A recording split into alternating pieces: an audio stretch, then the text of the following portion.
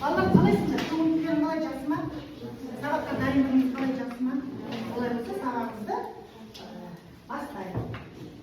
Сабақты бастамас бұрын бірінші серпілісетін өткізейік. Миға жаттығу деген әдісі бойынша серпілісетін өткізейік. Олай болса тақтаға екі оқып шықсын. Ең бірінші түсіндірем. Мынау фигура деп жазып тұрса, сол фигураның атауын атайсыз. Түс деп жазып тұрса, заттың түсін айтасыз. Түсінікті ғой? Сан десе, санды оқысыз. Түсінікті ғой? Олай болса бастайық. Бірінші сульф арқылы біреу анықталады. Кім бірінші? Есімің кім? Мұхамеджан Албасаева. Бірінші. Жасыл. Келесі. Көк, жеті. 8 фиолет. Көк. Көк түсе. Көк, екі. Көк екі. Жылдан. Дөңгелек қызыл.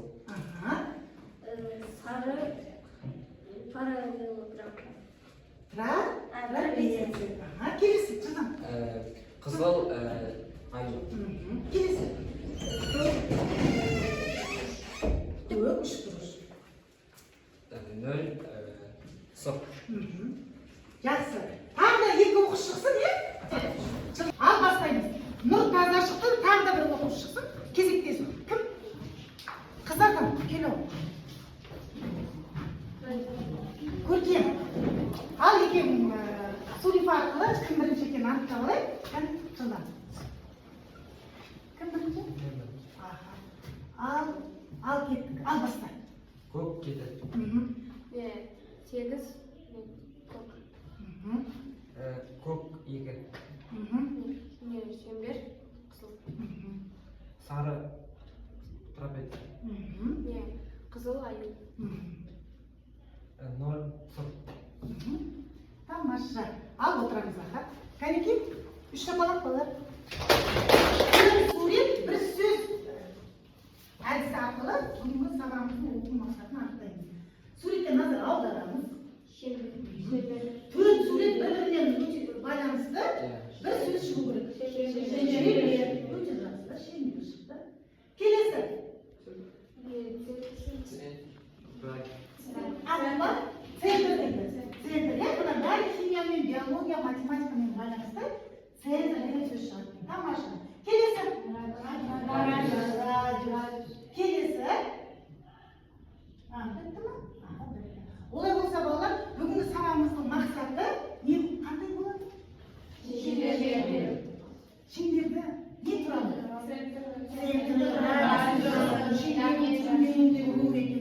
Яғни сіздер бұған дейін сол тақырыпты өтіп кеттіңдер, яғни бүгін сол тақырыпқа тағы да есептер шығара өтеміз.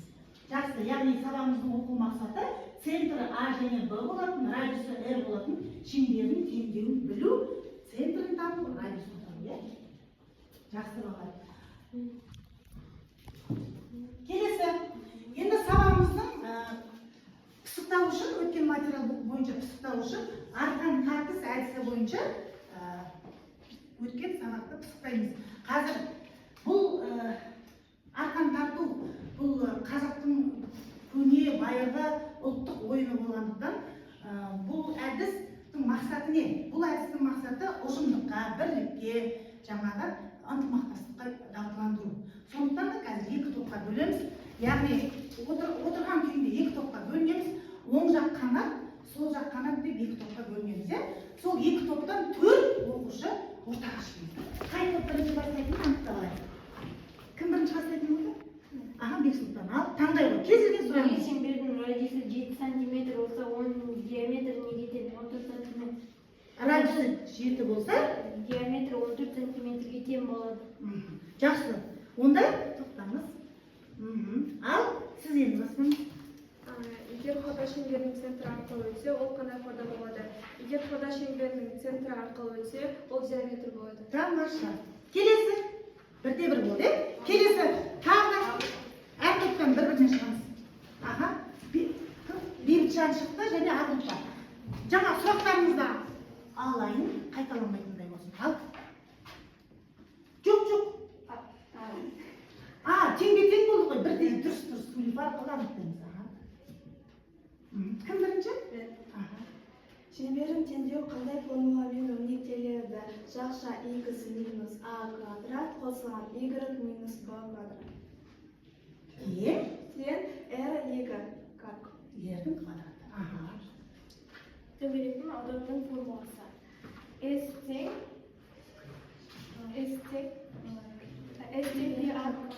Пи r квадрат. Жақсы. Қабылдаймыз. Екі жауапты да толық қабылдаймыз. Ал тағы да екі топтан бір мүше шықсын. Шыға ғой, сіз шығыңыз, тағы бар. Кел оғын. Екі топта бірде-бір сұраққа жауап бердік. Сөйлеп арқылы көрейік. Қайсың бірінші жауап? Кім бірінші? Әне, ал оғын. Шеңбердің ұзындығын табу формуласы қандай?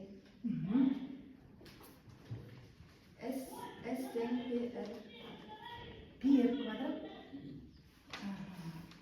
Толықтырам деген оқушылар бар ма? Тобынан кім толықтырады?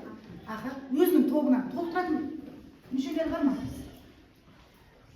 Шеңбердің ұзындығын формуласы. Жақсы. Онда мына топ толықтырады. Келесі сабағымыздың кезеңіне көшелік. Жұптық жұмыс. Ойлап, жұптас, бөліс. Қазір сіздерге мен тапсырма беремін. Алдарыңызға жұптық жұмыс еке барады. Оқып шығып таныса беріңіздер. Жылдам.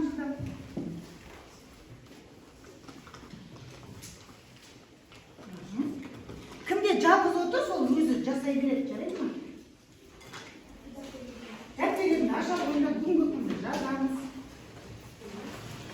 Алдарыңызда тапсырма берілді балалар. Тапсырма. Сіздерге мынандай. Шеңбердің центрі мен радиусын анықтайсыңдар. Сақина тәрізді чипсидің енін табасыңдар. Чипсидің нақты ауданы есептейсіңдер. Пиді мұнда 3,14 деп аласыздар.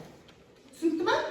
Ал осы тапсырмаға 2 минут уақыт беріледі. Ал уақыттарын басталды. Жұптық жұмыс бірге жасаймыз. Бірге ақылдасып шешіңдер. Сосын бәріміз бірге талқылаймыз. Сыныпта бөлісеміз.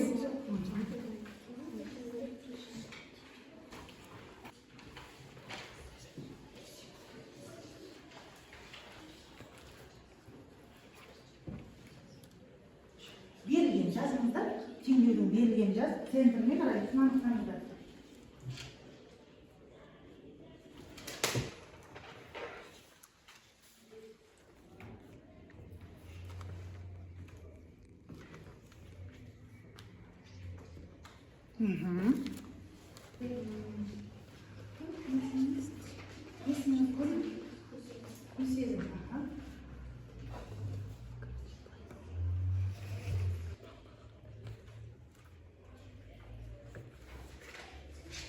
Жарты минуттан бір-бірімен талқыланған жұптық жұмыс қой. Бір-бірімен талқылай беріңдер, түсіндіріңдер. Қай жұп бірінші болды? Бар ма сондай жұп? Бірінші болған жұптар бар ма? Бірінші тапсырманы бітірдіңдер ма? Бірінші ғана. Кім екеуін, үшеуін бітіре алды? Екеуін.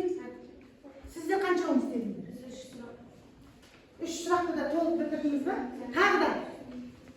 Гүлсезім, сендерші? Сіздер?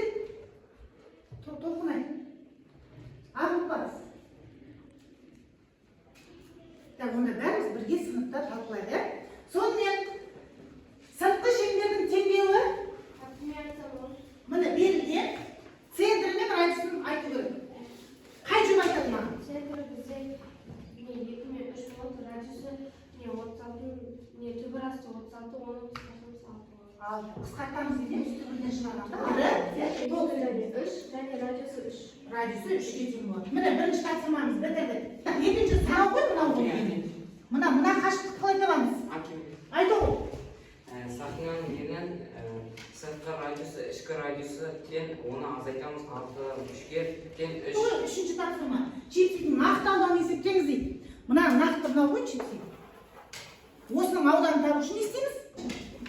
Біріншісін тапқан кезде аудан мен салдым πr². Сонда бізде 3,114-ті көбейттім 36-ға, сонда мен 113,104 шықты. Ал екіншісінде сол формулаға салдым, бірақ оны 3,114-ті көбейттім 9-ға, тең 28,126-ны. Сосын мен 113,104-тен азайтам 28,126-ны. Менде 84,178 шықты.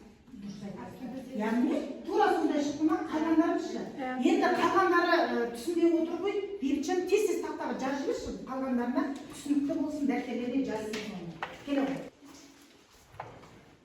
S1-дің ауданын тауып жатырмыз, және S2-ші шеңбердің ауданын тауып жатырмыз.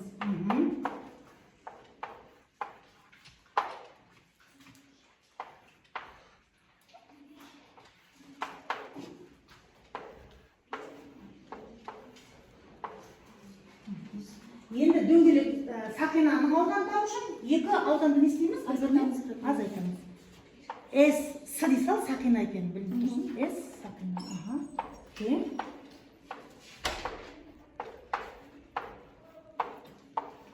Бала түсінікті ма? Қалғандарымыз. Қалған жұптар үшін біз тақтаға не істедік? Жаздық. Түсінікті болды. Пидің орнына не қойдық? 3,114-ті қойдық. R-дің орнына 36-ны қойдық. Екінші дөңгелектің R-дің орнына не қойдық? 9-ды қойып, есептеп, арифметикалық есептеулер жүргіздік. Түсінікті ма? Балалар, мен химия пәнінің мұғалімімін. Ал енді сендердің осы фастфудтың ең сүйікті тағамдың шеңбер пішіні бар чипсилердің зиянын анықтаймыз бірге. Ал чипсилердің неше түрі бар? Қандай түрлер білесіздер? Көп түрлері бар. Олар чипсондар, фан, чипсондар. Жақсы. Чипсондар. Келесі. Фан чипсилері бар, я? И және де ең қымбат түрі лейс чипсы бар. Жақсы. Жарайды. Енді балалар осы тәжірибені жасамас бұрын мен сендерге осы құрамын түсіріп қағазға шығарып әкелдім. Енді таратам сендерге осы 3 топқа бөлеміз. Бірінші топ сендер чипсондар боласыңдар. Енді балалар сендердің алдарында не тұр ғой? Бағалау парағы. Сол дескриптор бойынша осы тапсырманы орындаймыз. Не істейміз бірінші? Зиянды заттарды анықтаймыз. Сендердікі лейс чипсінің құрамы, фан чипсінің құрамы. Енді балалар осы тапсырмаға мен сендерге 3 минут беремін. Уақыт кетті.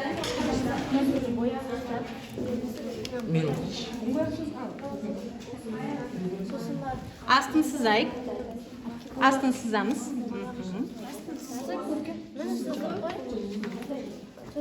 Жасанды, денсаулыққа зиянды, химиялық, синтетикалық заттардың астын сызамыз. Ояқшат деген өсімдік майы.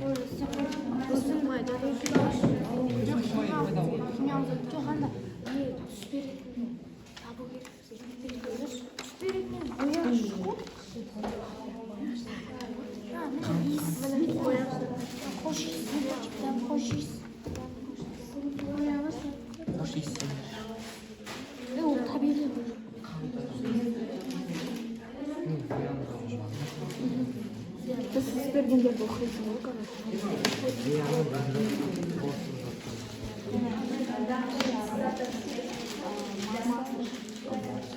Растительный деген растительный масло бірге болды. Бұның бәрі көп керек. Растительный масло, соль, вкус и аромат, паприка, краситель,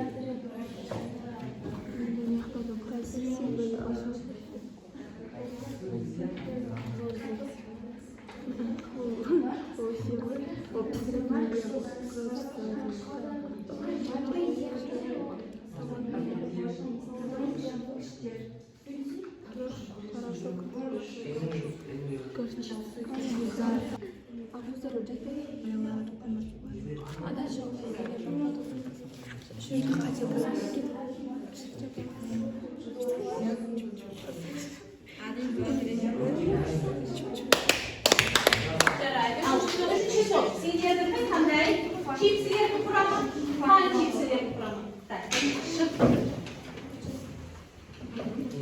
Qanday?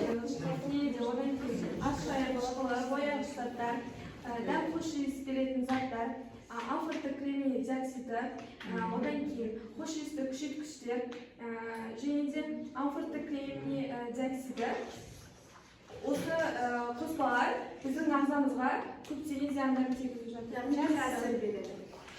Mına жеріне белгілі деген biz даже bilmeymiz da qanday zotlar ekanini, biroq ne uchun sonday ziyon bo'lsa, ne uchun jeb o'tiramiz? Себепті болған екен. Тәртіп болғаннан кейін оның бәрі қоспалар сол үшін осындай тәтті дәмін береді. Жақсы, отырамыз. Екінші топ. Сендердікі қандай чипсілердің түрлері? Лейс, ең қымбат лейс. Бұл жерде орысша жазылған, балалар, өйткені мынау жақта қазақшасы да жоқ екен. Ал, айтыңыз. Растительное масло. Растительное масло қазақшасын айтайықшы. Майлар. Бұл негізі трансмайларға жатады. Арай. Порошок, тұз. Тұздар бар. Ароматизатор деген қазақша қазір ғана айттық. Хош иістендір. Неше түрлі қоспалар. Жақсы. Жарайсыңдар. Бірінші топ. Сендердікі мынау чипсондар. Енді мен сендерге айтатыным, бала, осы чипсондар табиғи картоптан жасалмайды. Жасалған жоқ. Оны чипсондар. Өзі мына түрі өзі анық. Ал қандай құрамы, қандай не зиян заттар бар? Құрамында бізде май қышқылдары бар, бояғыш заттар бар, қош иісті бар, сосын алкоголді нелер бар, бұршақтар, тұз дегендерді өте көп. Бәрі зиян. Жақсы, жарайсыңдар. Енді балалар, мен осы үш науаны дайындадым. Бірінші топ. Так, сендер бері келіңдер, топпен жүріп жасаймыз қазір. Қазір тәжірибені жасаймыз. Балалар, бірақ осы қауіпсіздік ережені сақтай отырып, тек қана менің рұқсатыммен әрекеттерді жасаңдар. Жарай ма? Келіңдер, осы жерге. Енді балалар, маған қараңдар. Тыңдайықшы. Енді мұны үш чипсың түрі, иә? Сендерге қолба берілген. Қолбада не жазып тұр? Чипсілердің атаулары жазып тұр. Енді қараңдар. Бірінші қолбаға осы чипсондарды алып осы жерден біртіндеп майдаланып, осы бірінші чипсондар деген қолбаға саламыз. Ал осы біртіндеп абайландар. Осы чипсондарды ғана алайықшы бірінші. Міне, чипсондарды ғана алып, чипсондар деген қолбаға салайық. Енді екінші қолбаға, фан деген қолбаға. Көп емес. Балдар, бірақ штук жетеді. Біреу жетеді.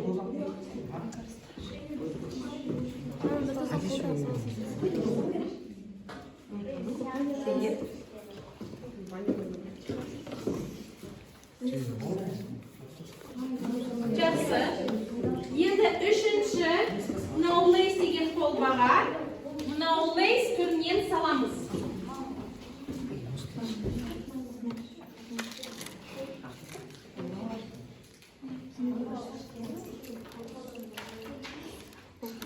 Салдар ма?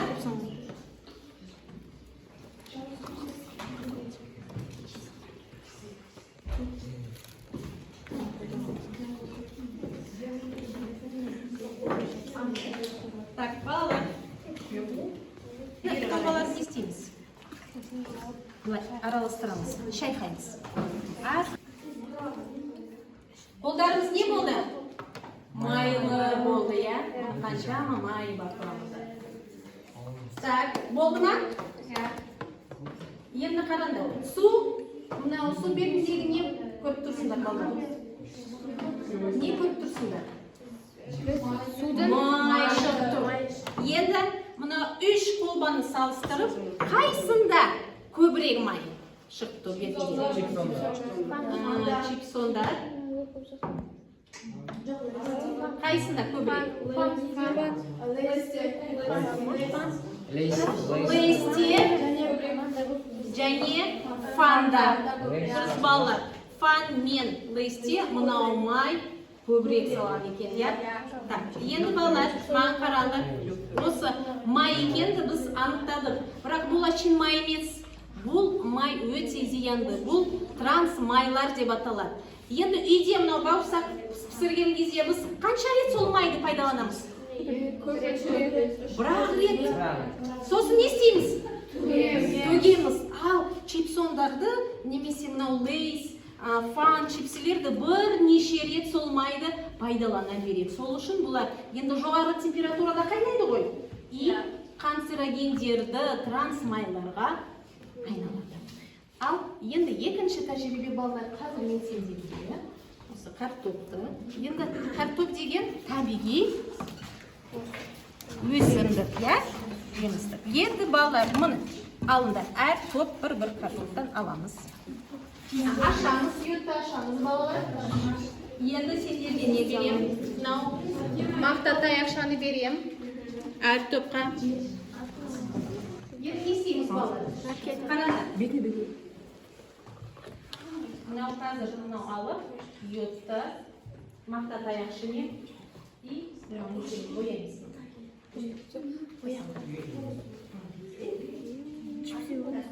Болды, жабамыз. Сүйетті жабамыз. Болды ма? Енді қараңдар балалар, пипеткаларым бар. Мынау ішінде. Енді әр мынау енді біздің чипсондар мынау уже ерітінді болды, иә? Екі тамшыдан әр қолбаға мынау тамшылаймыз. Мұқар, екі тамшыдан көп болмасын, әр мына. Стап, өзін сыл. Екеуден көп болмасын. Болды ма? Пипетканды қоямыз. Болды ма балы? Болды.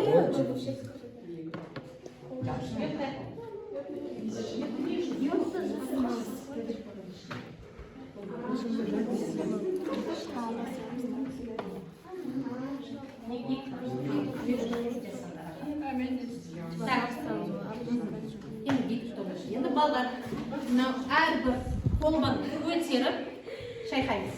Және күлгін, күлгін көп түскен. Енді балдар бұл деген көмір суларға сапалық реакция деп атаймыз. Негізі ашық, күлгін, түс шығу керек. Бірақ бізде қандай түс шықты? Қара.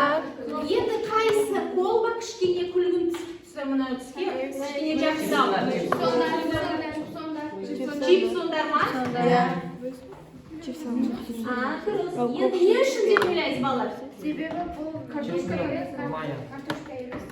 Жоқ. Енді қараңдар балалар. Осы картоптың несі түсімен қайсы қолбаның түсі сәйкес келіп тұр? Чипсондар?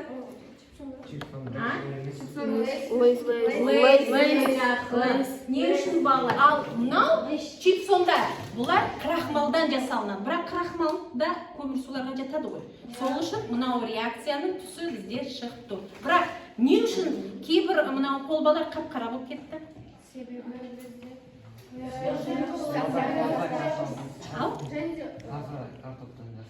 Дұрыс. Және қандай қоспалар бар? Бағана не болып шықтық? Тұз, неше түрлі қоспалар. Анықтадық па? Мынау чипсондардың фан, лейстің зиян екенін анықтадық па? Енді жейміз ба? Жемейміз балар, иә? Болды, мұқа береміз. Мен биология пәні мұғалімі Айша Малапен шақырады.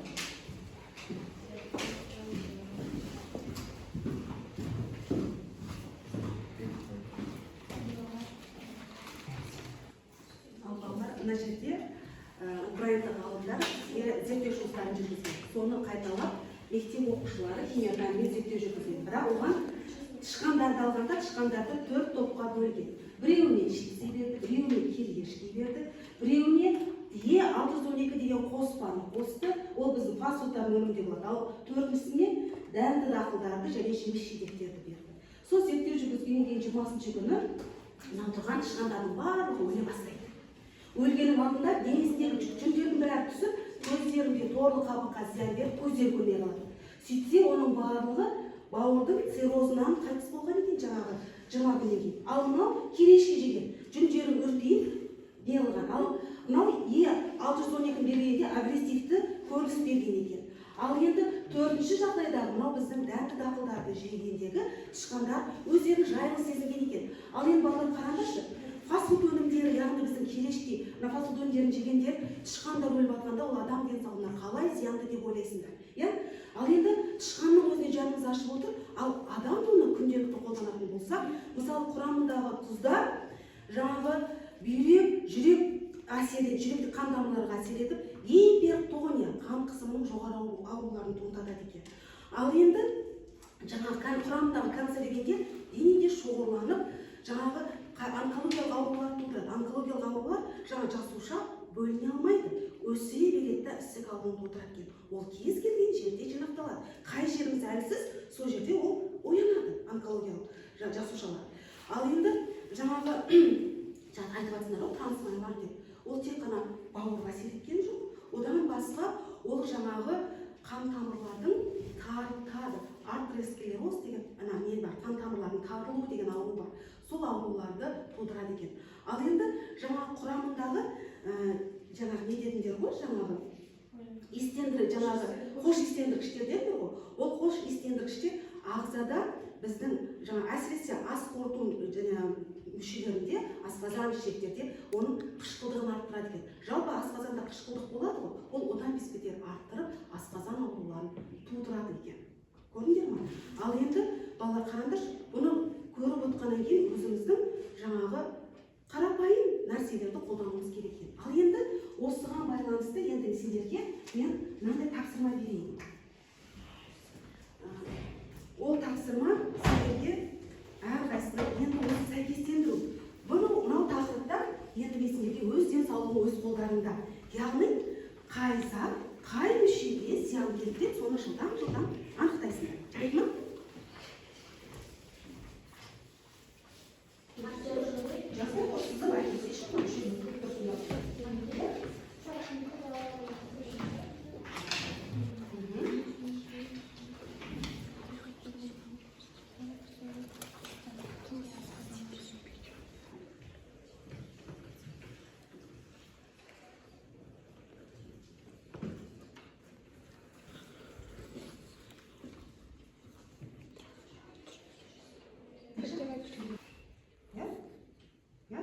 Болды?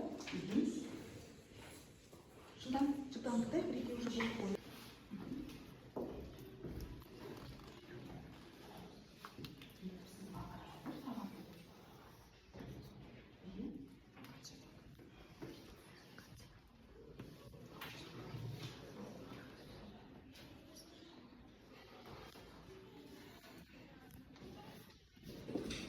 Болдық па?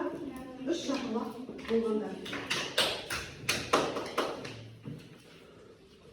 Болдық кәні? Кім оқиды? Бізден ағзалар берілген, соның жүрек бізде трансмайлар жүрекке зиян, және де бізде майлар, жүрек тұздар өте көп. Тұздар бізде асқазанға, бауырға және екі өкпеге. Сосын барып бізде миға, канцерогендер және де бізде қуып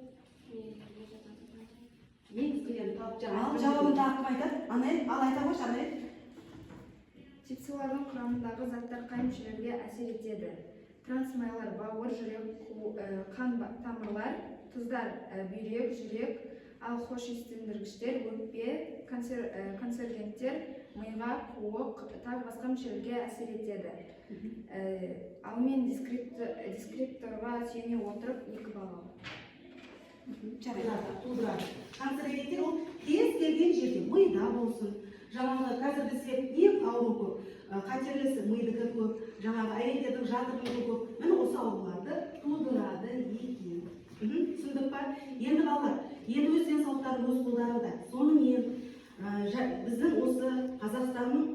денсаулығы осы әрқайсыларымен өлшенеді. Сондықтан өздерінің денсаулықтарының мықты болу үшін не істеулері керек екен? Неден бас тартамыз? Майлы заттардан, фастфуд өнімдерінен бас тартамыз. Оның орнына мен сендердің өзіміздің қазақи құндылығымызды жоғалтпайтын құрт өнімін беруді ұсынамын. Өйткені құртты жиі жесек, құрттың құрамындағы кальций ауызға салып сорып жүретін болса, ол біздің қанға кальциймен толықтырады екен. Зиянды заттан гөрі пайдалы өнімді жеуге шақырамыз. Сабақтан кейін аламыз ба, жоқ, ертеңге берші, ала қойыңыздар, бір-біріңізден алыңдар. Бұдан ала қойыңдар.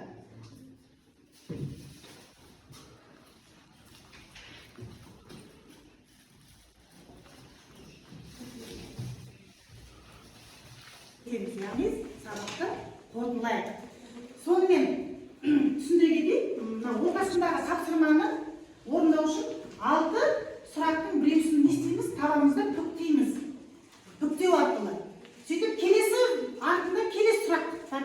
Сол сұраққа мына 5 жауаптың біреусін не істейсіңдер? Тауып бүктейсіңдер. Сонда ең соңында бәрін дұрыс орындасаңыздар, жарайсың деген сөз шығады. Ал, бастайық.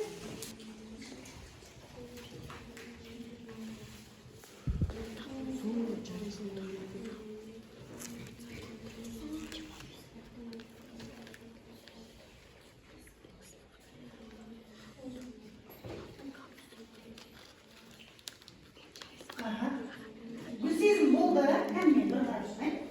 Жасарыңыз ба?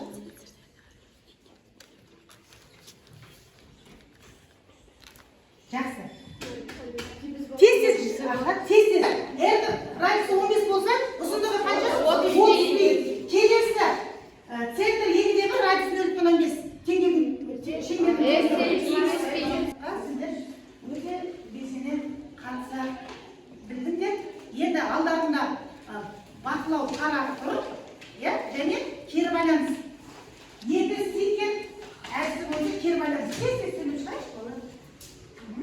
Бақылау парақтарын толтырыңыздар да, сосын смарт сағат бойынша бағалау жүргізіп, әркім өзінің шынайы бағаласын. Смарт сағат бойынша көрсетеміз, шынайы көрсетеміз бағаларында. Бүгін қанша алдыңыз? Ақ ұлпа қанша? 8 дейді. Тағы? Гүлсезім? Ал енді кері байланыс тез-тез айтып жіберіңіздерші. 8 дейді, Гүлсезім, сезім. Сіз ше? 7 бал алды. Тағы да. Темалан сен қанша алдың? Айлы есептеп отыр. Бейітжан? 8 дейді. 8. 4. Бәрі 4. 5 алған оқыш жоқ па? 8. 8. Ал балалар, енді сабақты қорытындылайтын болсақ, 2 стикер әдісі арқылы сабаққа дейінгі білетінім, сабақтан кейінгі білгенім туралы өз пікірлеріңді айтсаңыздар. Олай болса, Гүлсім, сіздің пікіріңізді тыңдағым келеді. Яғни мен бүгінгі сабаққа дейін мен геометрия пәнінен шеңбердің радиусын, центрін білетім. Яғни бұл сабақтан кейін мен көптеген нәрселерді ұғындым. Яғни ол геометрия, биология, химия пәндерін қосып арқылы осы чипсыдың зияндығын, оның адам өміріне көптеген зиян екенін білдім. Яғни осы шеңбердің осы жай ғана чипсы арқылы біз көптеген пәндер арқылы оның зиян екенін және осы есептерді шығарып көптеген нәрселерді ұғынып, осы нәрселерді білдім. Рахмет. Ал Бейбітжан, сіздің ойыңызды тыңдаңыз. Мен бүгінгі сабаққа дейін мен шеңбердің диаметр радиусының теңдеулерін білетін едім. Ал бүгінгі сабақтан кейін мен осы теңдеулерді фастфуд өнімдерімен байланыстыра есеп шығаруды үйрендім. Жарайсың. Сабаққа дейін не білетін, сабақтан кейін не білдің? Тез жылдам. Бір сөйлем айта ғой. Сабаққа дейін мен чипсидің қандай зиян екенін білмедім. Яғни Сабақтан кейін? Сабақтан кейін чипсидің зиянын білдім. Жақсы. Осымен аяқталды. Сізге үлкен рахмет. Үш шапалақ.